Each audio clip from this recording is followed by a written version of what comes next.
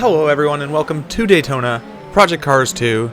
We're going to be racing the LMP1 cars on the road course first. Rolling start, only 3 laps, so it should fly by. And we're going to take off shortly. Now we had a bit of trouble here, not able to escape second gear, absolutely stuck in it, struggling to find out why. Get overtaken by a flying reverse car here. Let's look at that again. It was almost a clean overtake. I accidentally went into the grass. Let's see it from another angle here. That's me on the far right. He's going to get put into the wall and just sent flying over. That was a really good team play if it was intentional. I have a feeling it might have been.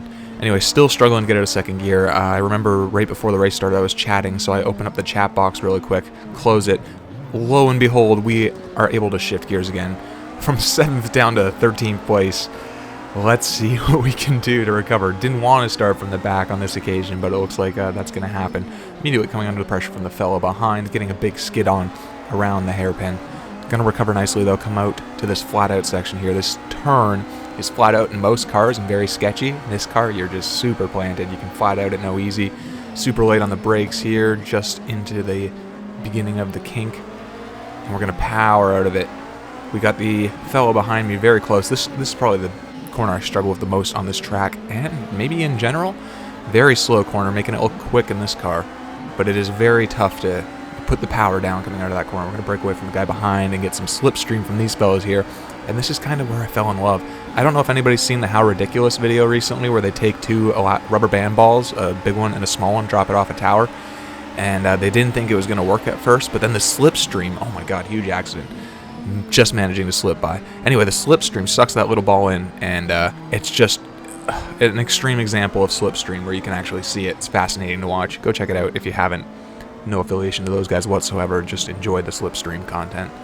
Anyway, skipping ahead to the hairpin here on the second lap. We're just going to start gaining a bunch of positions here. These guys are fighting like crazy. We're going to fearlessly dive up the inside here, and I'm not sure if he's the reason everybody's spinning out or not, so I was reluctant to go in front of him. I made sure I stayed beside him through the corner so he couldn't just tap me off the second I passed, and we get by. I don't think he was intentionally messing people up there.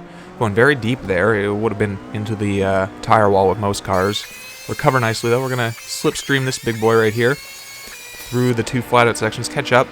Almost going 190 miles an hour when we pass him. We are, by the time we cross the finish line here on the last bank. Coming into the first braking point, just using the exit of the pit there as sort of a reference, staying inside in case he's crazy and skilled enough to go around the outside. He doesn't seem to be or care to, and he stays behind for the rest of the race. Skipping ahead here, just to the end, coming in 7th, right where we started, and they're kicking off the celebration without me. I feel kind of left out. I guess focusing on safety rating lately, I just decided to do some donuts, got lucky, and El Toro'd a guy there, became a matador for a second. And 7th place, so that was a really fun start. We're going to skip to the next race here, which is, as I said in the beginning, an oval race.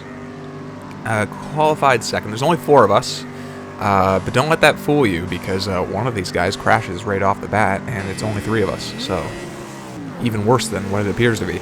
Anyway, it was a lot of fun in the end. Me and 2 of these fellows have some really good exchanges. One of these guys, I feel like, is just, this is his strong suit, is oval racing.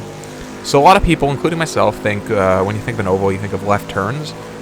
But I think that's the equivalent of a person who's not a fan of WWE shouting at a WWE fan, or whatever it's called nowadays, the wrestling organization, John Cena, all that, telling them that it's fake. They know it's fake. It's part of the entertainment. It's like, there's left turns here, but you barely notice them because of the bank. It's more of a flat-out slipstream, putting yourself at the right place at the right time kind of strategy game, and I actually really enjoy it. 3 of us going abreast here, crossing the start line, beginning of the lap here.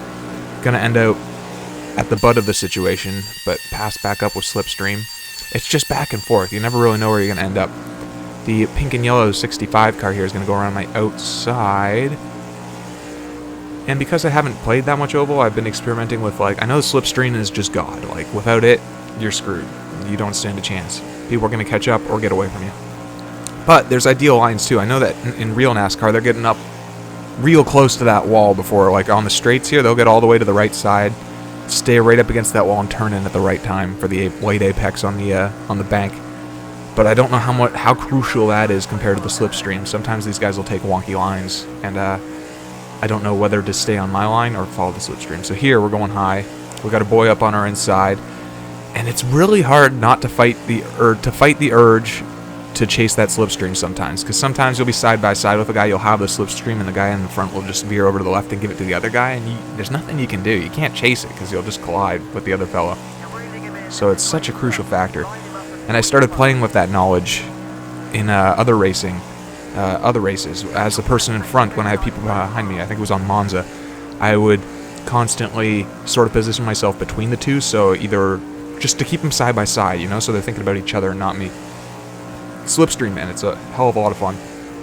Not a lot's happening here, though, so you can see here the gap gets up to about a $1.50, and then he's just going to lift. I guarantee he lifted here. He got to his sort of like designated, I'm clear, I won the race, and now he's just going to toy with me. So he lets me catch up. He's going to let me have the slipstream. He's going to go outside, and he's going to let me go out front. And it's the lap to go, 2 laps to go. I have a feeling at this point it was clear he's just playing with me, and I'm like, all right, I'm going to try my best still. Still give it all I got. Let's see what happens. So you can see he's using the slipstream. He's staying well close to me. He's falling behind right now, but quickly reeling me back in. He's no longer losing time, I believe. I believe he's gaining it back now. He is indeed. So I'm literally just pray here. Last minute during the race, I played with my gears. I made the final drive shorter, I believe, which gives me more top speed.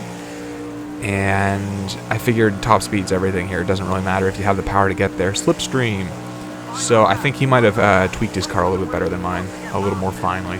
But he pulls back in the lead, absolutely just gaps the crap out of me. I mean, he was pulling away even when I was in the slipstream, so definitely a different setup. But it was a blast at the end, and I kind of got this this itch now, this NASCAR itch. Anyway, guys, thank you so much for watching. Like, subscribe if you haven't already, and have a great day, more importantly. Take care, everybody.